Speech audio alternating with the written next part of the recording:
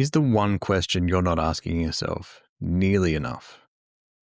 And that question is it true? Now, why is this an important question to ask? Well, as it relates to the mind, we all have these internal stories that are affecting us constantly. And they're beliefs that we've developed at some point in our lives, either through observation or through direct experience. We've internalized these beliefs and we've made them truths. So these beliefs aren't necessarily truths, but we buy into them as if they are. And so we live our lives based on these falsehoods, based on these illusions that we've developed, not asking or questioning them enough. And so I find myself spending a lot of time questioning my own beliefs, and I certainly do that with most of my clients, because wherever we feel like we're getting stuck, it's usually because we've bought into a belief and made it a truth and haven't questioned that truth. So for example, in different circumstances in the past, I had this inner dialogue that I was saying to myself, I'm not good enough. But it was a really generalized blanket statement about myself that I'm not good enough. And when I finally learned the trick, thankfully I learned this from reading Socrates and a couple of mentors of mine, but when I finally learned this truth, or this question to ask myself, is this true? I started to find that my whole perception changed. And my experience of the circumstances started to change just by asking that one question. So when I had this belief that I'm not good enough, I asked myself, is that true? Is this really a question of me being good enough or worthy enough?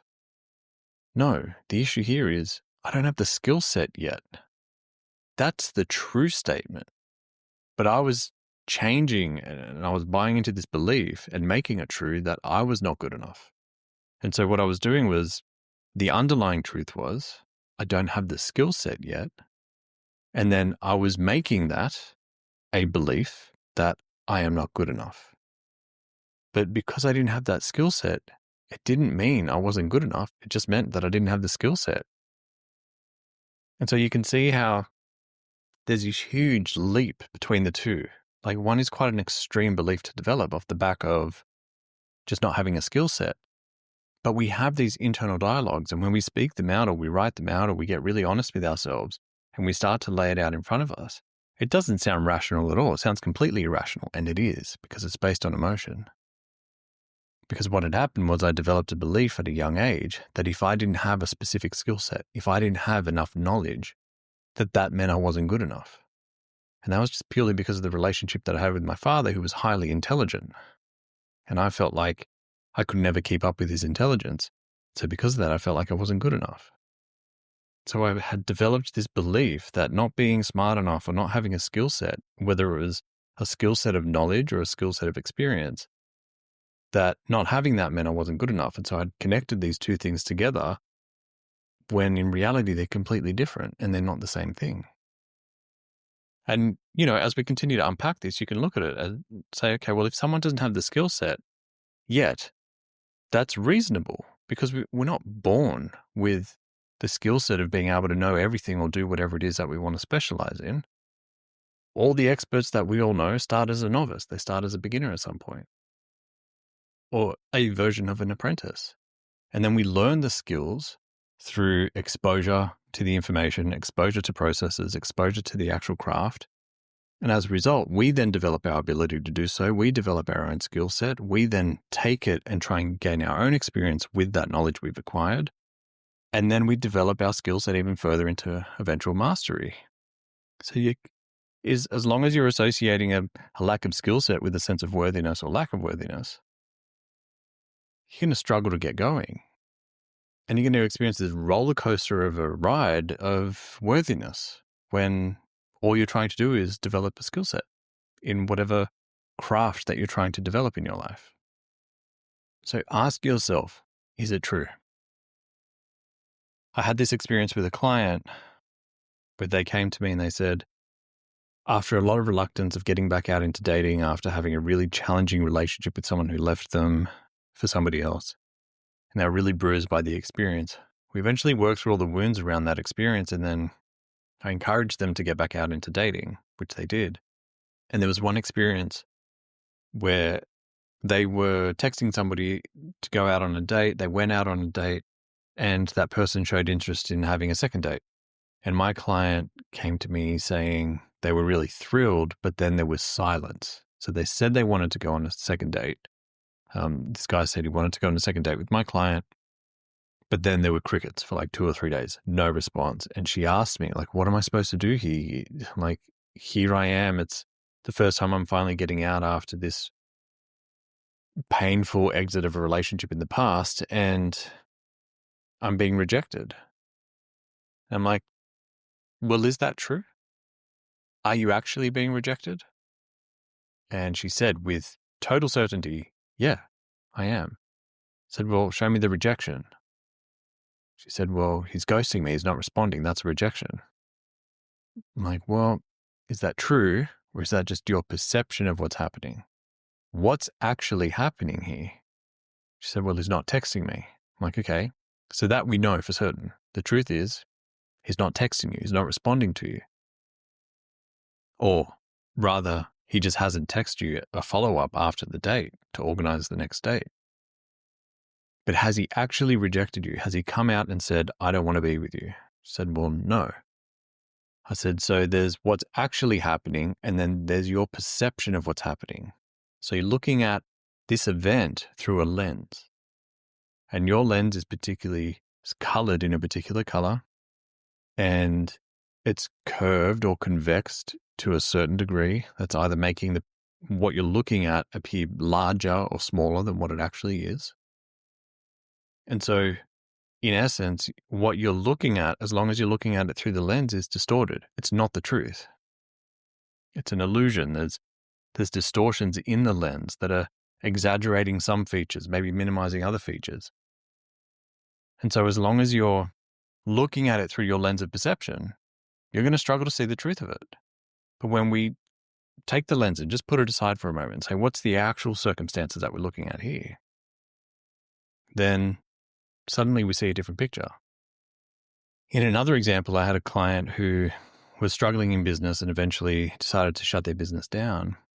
And at one point during our time together, they were describing their experience in that business as a failure. I'm like, well, let's take it a step back. It's a failure based on what? Well, according to the metric of a business being able to continue, to exist, to perpetuate, to thrive, to go on. And I said, okay, what's the metric? What are you actually measuring this against? And they said, well, being a business of a specific size in revenue. I'm like, okay, well, let's go back to when you started the business. What was the reason for starting the business? And the response was to learn, to give it a go and do the best that we can to provide an experience to as many people as we can, and a product and all the experiences associated with that product to as many people as we can, because we believe in that. I'm like, great. Did you do that? And how many people is that? And the response was tens of thousands of people that they actually got to deliver that to. They got to have an impact to. They got to make that change. But then somewhere along the way, the focus changed from that being the intention of having the business to it being about growing the business to a specific size, to a specific revenue goal, to take on different challenges in the business climate, as opposed to just getting back to, can we learn, can we experience a lot of learning, a lot of lessons in the process of building a business, and can we help as many people as we possibly can in terms of delivering a product and an experience to them that we believe in, that we care about?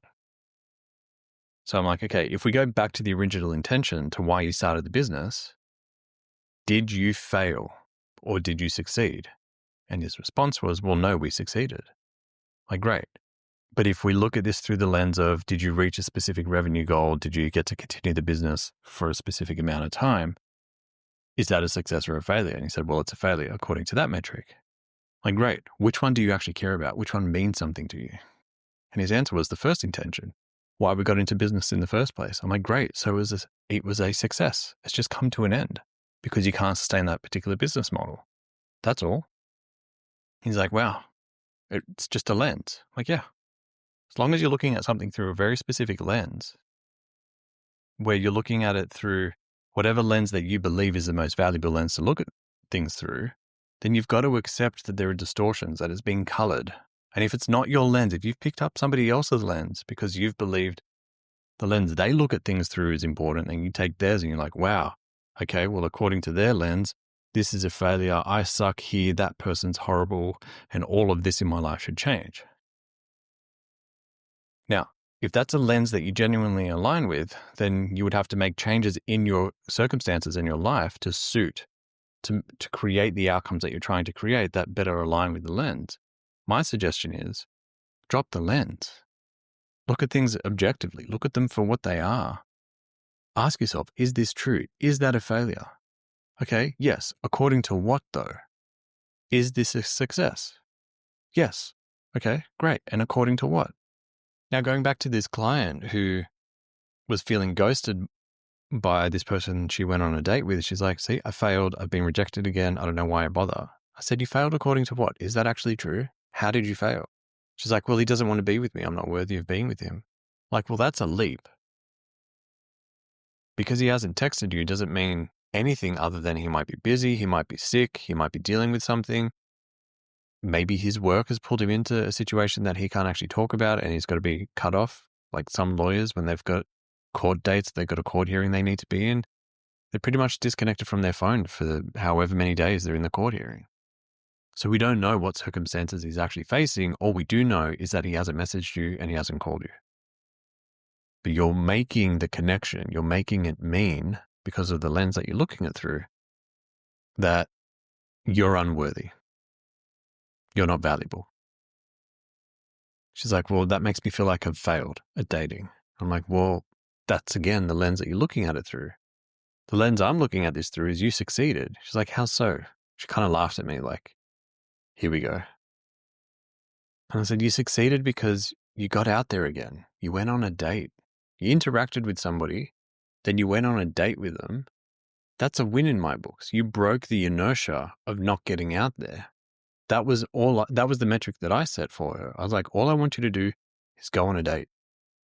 And if you can do that, if you can sit through an hour or so with somebody else on a date, regardless of whether or not it turns into a relationship, regardless of whether or not it turns into anything at all, the fact that you did it means you broke the inertia and now you know you can go on a date. So that's a vote of confidence in the direction of changing your circumstances. So my question to her was, did you go on a date? She said, well, yeah, I did. I'm like, great. Did you learn something about it? She said, well, I'm not really sure. That maybe I'm unworthy? I said, no. Did you learn that you can do it and that you can handle it? Because she had some anxieties and apprehensions about doing it in the first place. It's like, well, when you put it that way, yeah, I did. I'm like, great. All we needed to do was question what is true, what is perception? Because too often, way too often, we assume that perception is truth, but it's not. The beliefs you've formed in your past are the result of perceptions you had. So you went through some kind of an event for the first time, you had your own perception of it, you looked at it through a particular lens, and usually it's a polarized lens. It's one that's polarized in the positive or polarized in the negative, depending on how you're feeling or what you're experiencing emotionally in that event. And based on your perception of that event, you develop a belief off the back of that these circumstances lead to pain, or this means that I'm unworthy, or in these situations, I get pleasure from it, so I want to do more of that. It's falling into one of these two categories, pleasure or pain, typically. And so then moving forward, you've based a belief on an illusion. You've based it on something that's not true. It's just a perception. So rather than looking at a circumstance for what it actually is objectively, you're basing your belief that you're building the foundations of who you are on top of on a lens that can be shattered. So imagine building a house on sand without the appropriate footings. That thing can shift and it becomes really volatile. And this is why most people emotionally and psychologically are volatile and they can't work out why. It's not because people are weak individuals or that they're inferior or they just don't have their stuff together. It's simply that they've built their beliefs that they think are rock solid on sand, on a glass lens that can shatter. with the right questions. So if you start questioning your own perceptions and your own beliefs more often, just by asking yourself the question, is this true? Or is it just my perception? Then suddenly you get to shatter all the glass lenses that you're looking at your life through. You get to dig up the sand and start laying down solid footings, deep, solid footings that you know you can build a house on top of, and that house isn't going to move. So this one question, is it true, can make all the difference to how you're actually feeling. But you've got to be objective about the question. You've got to hold yourself accountable. Don't just let yourself get away with the beliefs that, well, yes, it's my truth, because that's a contradiction, if I can just call that out. I hear people saying to me often, this is my truth. The contradiction, though, is truth implies that it can be verified by other people. But it's difficult for people to verify their own perception of something because other people have their own perception. So you can only arrive at truth if everybody's perception of the same experience aligns. Now, I'm certain that you have experiences in your life that you perceive to be bad, that other people were a part of or witnessed, that don't see it nearly as badly as you do. They may even see it in a positive light. And so that begs the question, whose perception is true? So if there's a circumstance where somebody else could possibly see the same situation in a different light, then your perception of it is not truth. It's just your perception. And you've got to be honest with yourself about that if you want to break through the way you're seeing yourself and life around you. That's why this question is so powerful, because too often we're not questioning ourselves on that. We're willing just to buy into the story and buy into the narrative and the views and the emotions and all the illusions that we're conjuring up for ourselves, that it gets in the way of our ability to actually see the truth. And the truth, ironically, is what's going to set you free. So ask yourself this question. If you want to change your life, if you genuinely and truly want to empower yourself in ways that most people are not, ask yourself the question, is this true? And do it often, do it daily, do it frequently. And you will find, even if you just do it for 1 year, if you do it for a year, you probably won't be able to stop. And that's the whole point here. But if you just commit to doing it for a year and you measure your life at the beginning of the year and your life at the end of the year, at least the internal experience of life, you will find a dramatic difference. Ask yourself that question. I do it daily. I don't stop because I want to make sure that the things that I'm believing are more likely to be true. And I know I'm not going to have everything 100% true because I've got my own stories and beliefs that I'm unconscious to. But I use that question to help me draw those beliefs out and change them. So I get closer and closer to the truth every little step that I live my life. So my hope is that this empowers you in a really interesting way. Don't ask other people this question. People will just get defensive and shut you down and maybe even attack you. Just do it for yourself.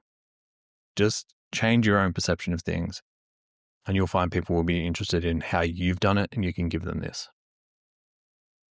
So anyway, that's me. I hope this has been valuable for you. Please make sure you tune in, you subscribe wherever you're listening to this or watching it. Please write a review. The written reviews make a big difference for people. And if you're not going to leave a written review, it's totally fine. Leave us a 5-star review if it helps. But it all makes a difference. It helps us get the podcast out. It helps us get more content out to people. And in the meantime, we've got a whole backlog of content for you to go through. Otherwise, I'll see you in the next episode. Thank you so much for being here. Bye.